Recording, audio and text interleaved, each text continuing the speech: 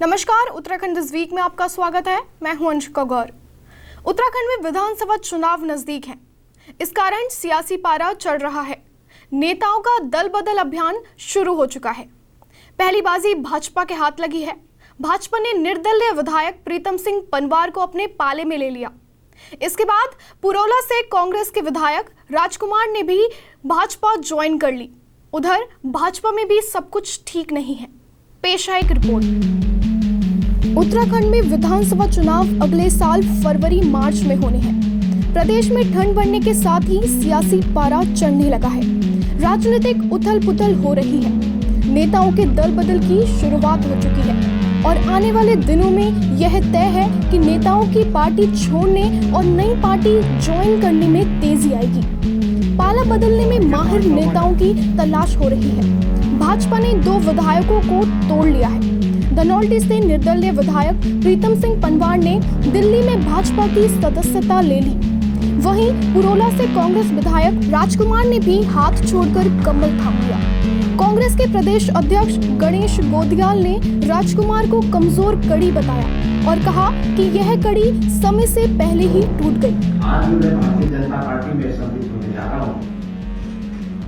आज भारत के यशस्वी प्रधानमंत्री जिन्होंने भारत को एक विश्व स्तर पर खड़ा किया है, भारत को आज भारत से कोई आंख दिखाने की बात सोच भी नहीं सकता है, मित्रता की बात करने लगे हैं। ऐसे यशस्वी प्रधानमंत्री जी से प्रभावित होकर मैं आज भारतीय जनता पार्टी में सम्मिलित हुआ। भाजपा की नजरें अब भीमताल से निर्दलीय विधायक राम सिंह कैड़ा पर है। हालांकि उनकी एंट्री को लेकर अटकलें चल रही हैं। इधर भाजपा में सब कुछ ठीक है ऐसा नहीं कहा जा सकता। देहरादून के रायपुर क्षेत्र के विधायक उमेश काऊ और उनके विरोधियों के बीच जमकर विवाद चल रहा है। सड़क पर ही विधायक काऊ और विरोधियों में तीखी नोकझोंक हुई।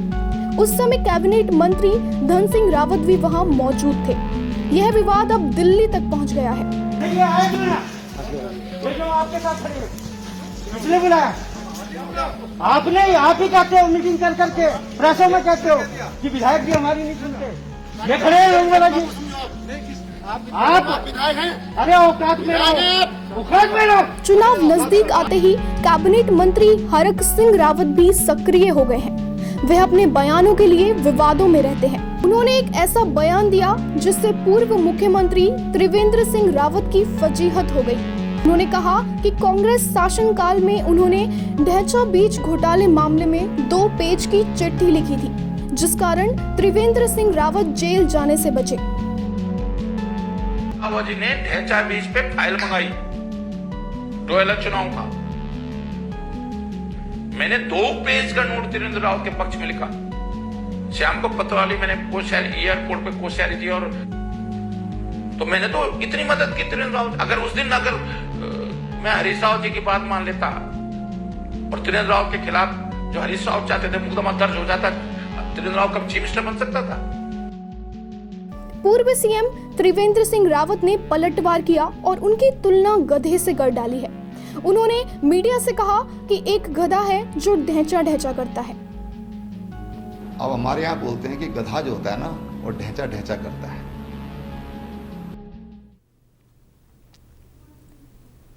बहरहाल चुनाव को लेकर जनता के बीच वादों और घोषणाओं का दौर चल रहा है।